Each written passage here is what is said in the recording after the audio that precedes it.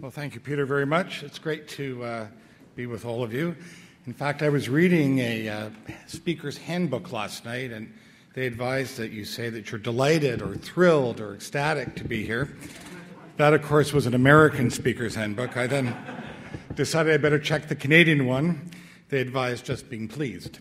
So I am pleased to be here. But while we were listening to Joss's presentation, I was reviewing my text, and I could see Greg sitting across the table getting very nervous because it seemed that I had an awful lot of pages. I assured him they were just prepared for middle-aged eyes, and this 20-point font on half the page. So it really isn't quite that bad. When I did agree to speak to you, I was a bit worried, and I'm sure you know why. I had a chance to look at your agenda, and I wondered how I possibly could compete. I mean, annuities, pension reform, regulatory convergence. I mean, you guys have all the hot topics. And in spite of that, I thought, well, I'll try. I'll bring you some good news and some bad news. And the good news, everybody in government, the media, even Jack and Jill front porch, as we call them, Monsieur, Madame, tout le monde in French, they're all talking about money. The bad news is nobody seems to have any.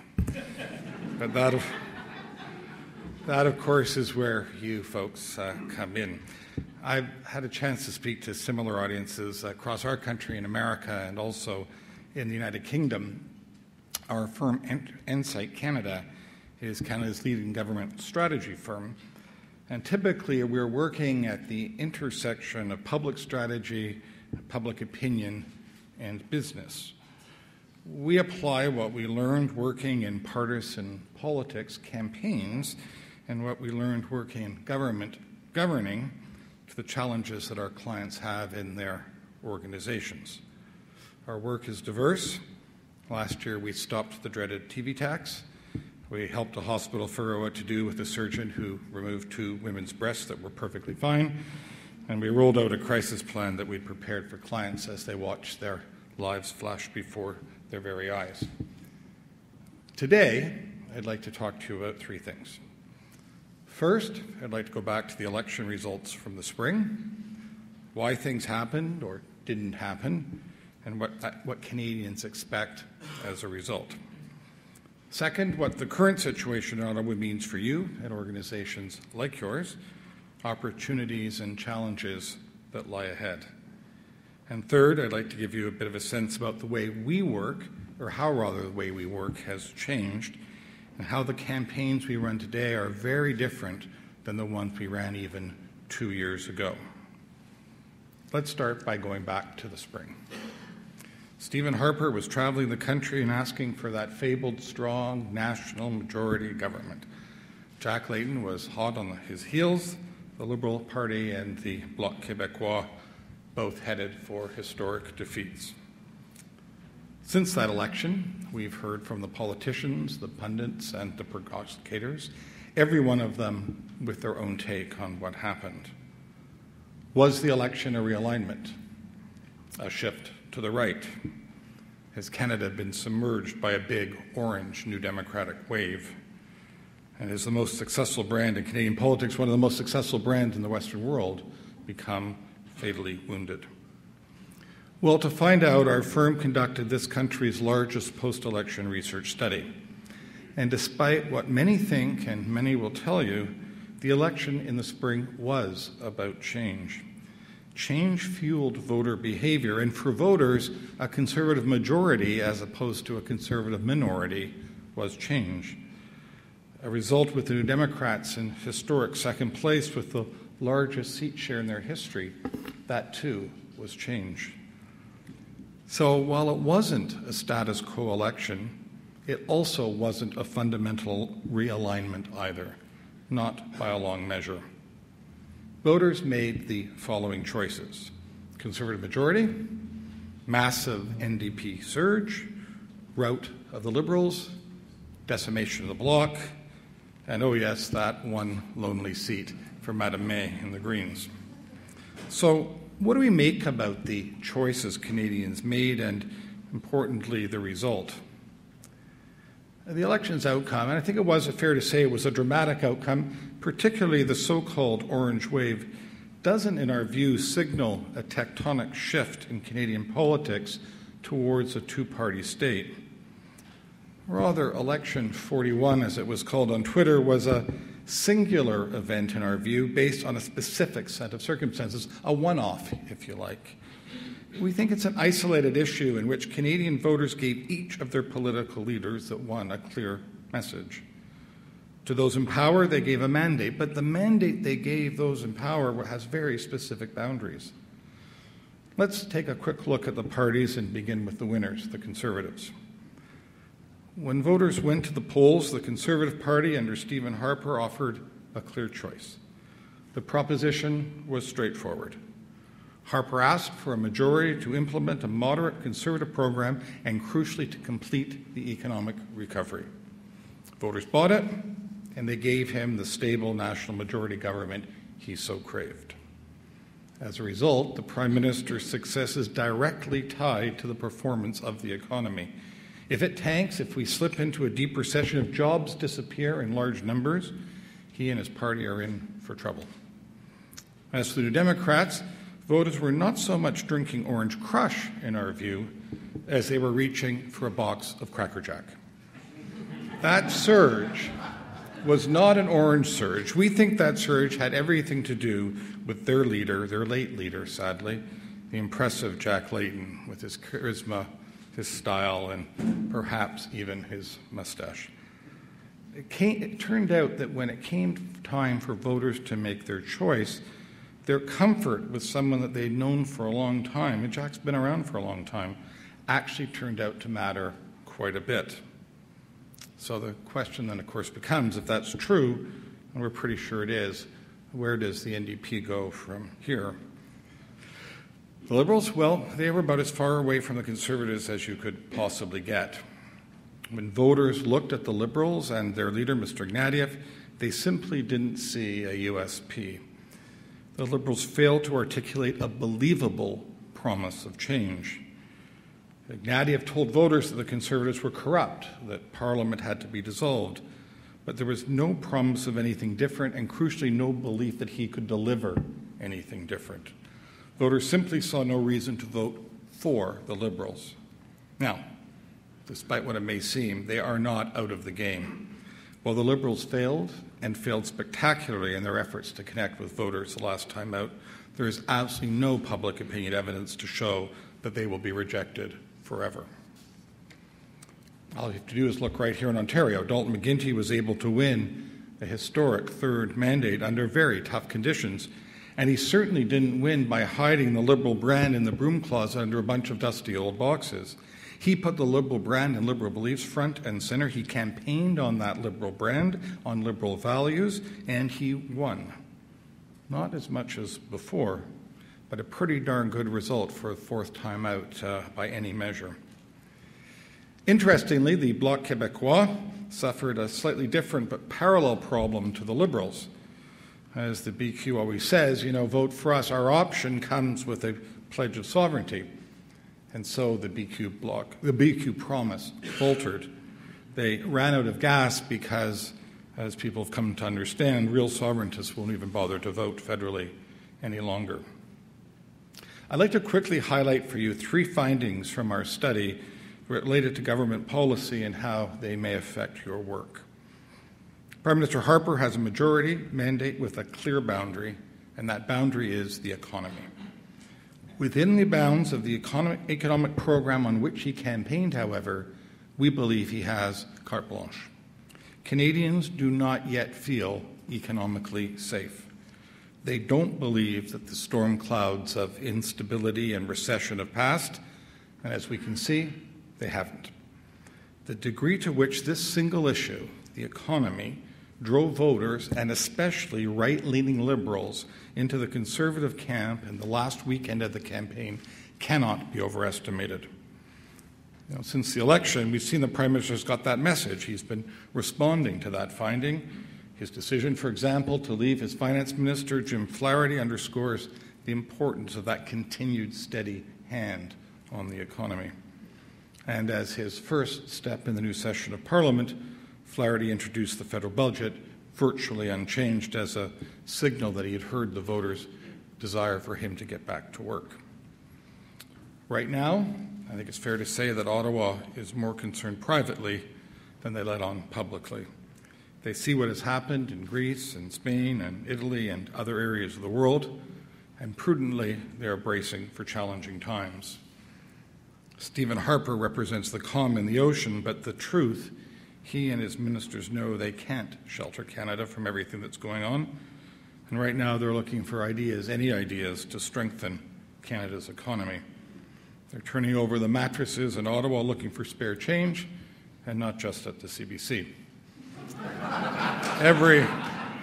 Every minister has been asked to prepare plans for a 5 to 10% cut in funding, and you can be sure some departments will be facing a more significant haircut.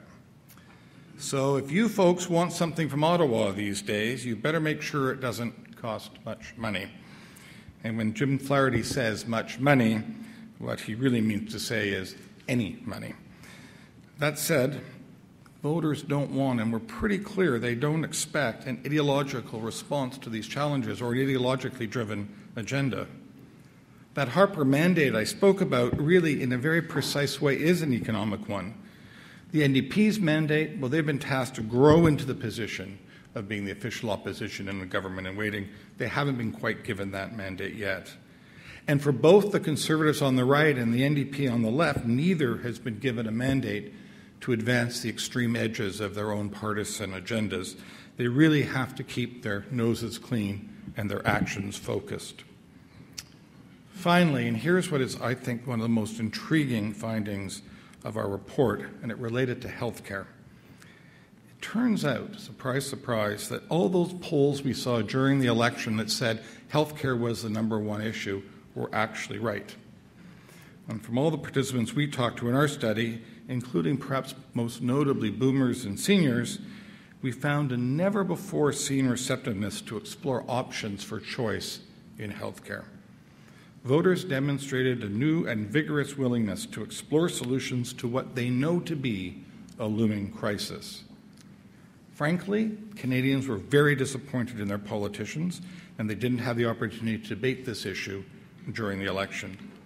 They expected their politicians to put a much larger range of options forward, and they're actually quite tired of not having the healthcare issue discussed and having it only ducked.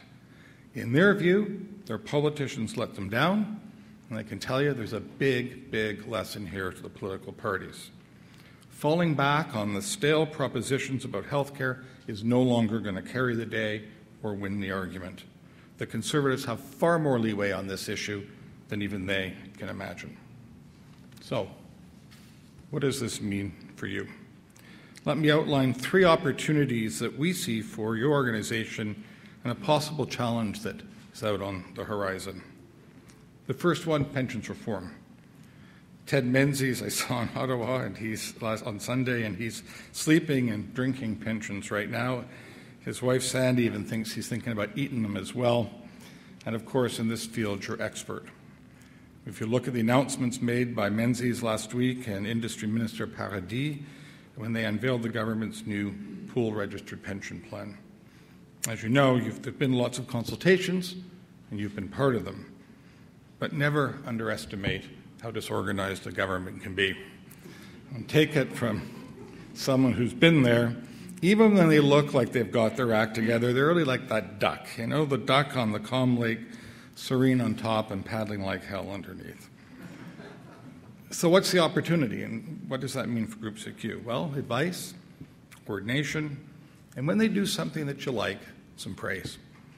And speaking of praise, here's another hint. When you're tired of praising them, that's usually just about when they start figuring out that you're doing it. So don't wait for them. Find ways. They're going to be here for 4 years. Find ways to do that and send them the proof. It's a big investment that pays off in spades later on. Opportunity 2, financial literacy. No one owns financial literacy right now. People are talking about it, the Prime Minister, Minister of Finance, Dalton McGuinty, and banks and their marketing efforts, but nobody actually owns the financial literacy issue. This is your sweet spot in a great brand-building exercise. Okay, advice and doing things the right way.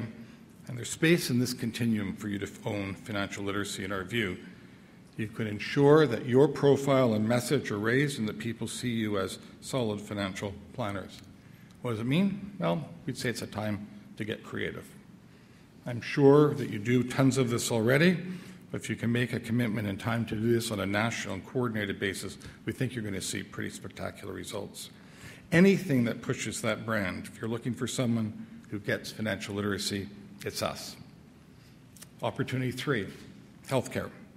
Nobody, and I don't think I'm right when I say no one, outside of your clients has any idea of the role that you folks play in healthcare coordination and delivery. You know what? There is going to be a massive discussion on this topic coming in 2014 on the future of healthcare in this country and on how it's funded.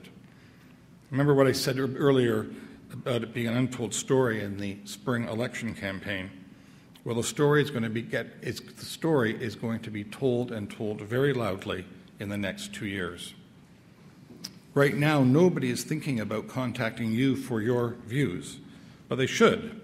And with that, you should put forward your views and the right actions. You'll get a seat at the table, and you can make a very important contribution. Finally, a potential challenge on the horizon. And to set it up, let me tell you a short story about an issue that got out of hand very quickly. Last year, a major telco decided it wanted to change the way it billed its customers for internet service. Usage-based billing, they called it. They hoped it would go through quietly with nary a peep. Well, the next thing you know, the government in Ottawa got 350,000 angry letters demanding action and that the government step in. And you know what happened? The government did. It stepped in on the side of the population. It took the populist position, the popular route. It taught us that things can get out of hand in these times, and they can get out of hand quickly, and this government is not willing to stand up to big industry against a wave of public opinion or public opposition. So, as much as you can, keep the public on your side. As you know well, other governments and other jurisdictions have cut fees in your industry and banned commissions. In tough economic times, you don't want to be the people calling for that kind of action. You don't want people calling for that kind of action here, because with this government, you can't count on them standing in front of a wave or a parade of disgruntled customers. The Harper government is much more likely to subscribe to an old piece of advice that Premier Ralph Klein used to say, which is if you see a parade forming, why don't you go over there and try and lead it? Stay close to your customers, continue to show value for your money, and ensure that no one knows that you're the fat cat. Our advice would be the same that we give any politician. In lean times, make sure you're on the side of the people. Those who don't inevitably find themselves with their heads in their hands wondering just how the hell did it all go so wrong. And let me finally turn to change. The usage-based billing case study tells us that nearly everything we need to know about how to operate in this current media environment. It tells us what works and what doesn't. We know what it takes to operate in this new real-time environment driven, as it is now, by social media. Fast, risky, responsive. It worked for consumers because they had no boss. They didn't have to wait for a corporate communication manager to approve their tweet or their Facebook message. And those factors, the very factors that we try to use to our advantage, are the ones that are sometimes the hardest for organizations to get their heads around. Risk, appropriate approval levels, the increased complexity of culture, and finally, the growing impact of asymmetric communications are just going to make things harder.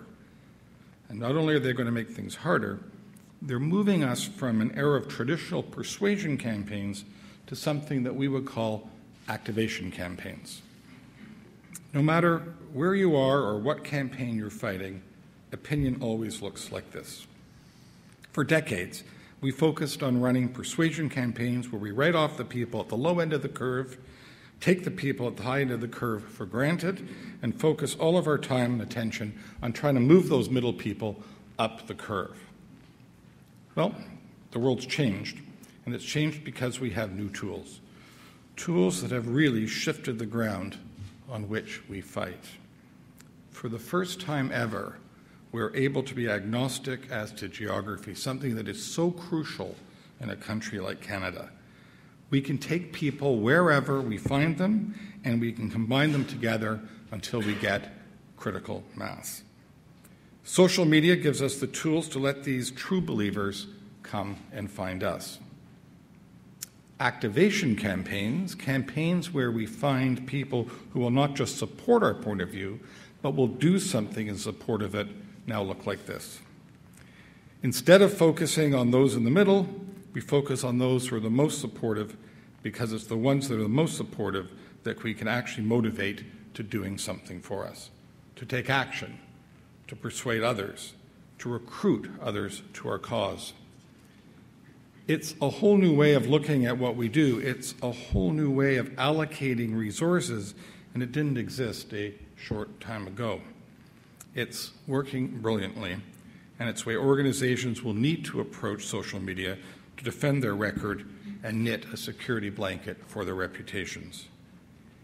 In a world where one bad tweet can cause severe reputational damage, identifying supporters, organizing them around a digital community, and being fully prepared to use them in a fight to protect your reputation or advance your organization's interest is now more important than ever before. So, there you go. Some thoughts on the election just passed, a few ideas on what it means for youth, what it means for things that you can do, and a quick glimpse into the change that's driving much of what we do. Thank you for your attention this afternoon.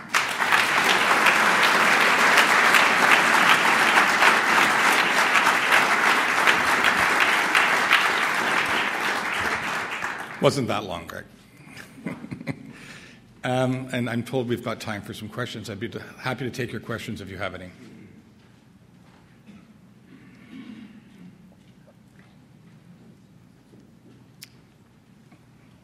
Anybody? Going once, going twice. All right, there you go. Sorry. Okay. So, it was very interesting when we were contemplating a lunchtime speaker. We thought we would go the politician route. And, we've had politicians speak on this podium, and, they come with their speeches well-crafted, well-scripted, very careful.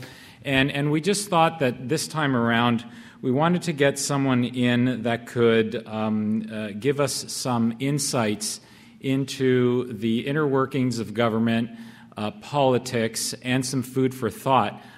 So I think you'll all agree with me that Jaime has delivered some very interesting insights, and I might add, I was quite surprised to get free strategic advice along with that. So we thank you very, very much, Jaime. I think you've certainly satisfied our appetite to learn about sort of the kinds of things that do influence change in this country. Financial services is top of mind, the economy is top of mind, and we are all part of that. So we all have a lot of work to do to ensure that things stay on the rail with government here in Canada. Thank you very much, Jaime.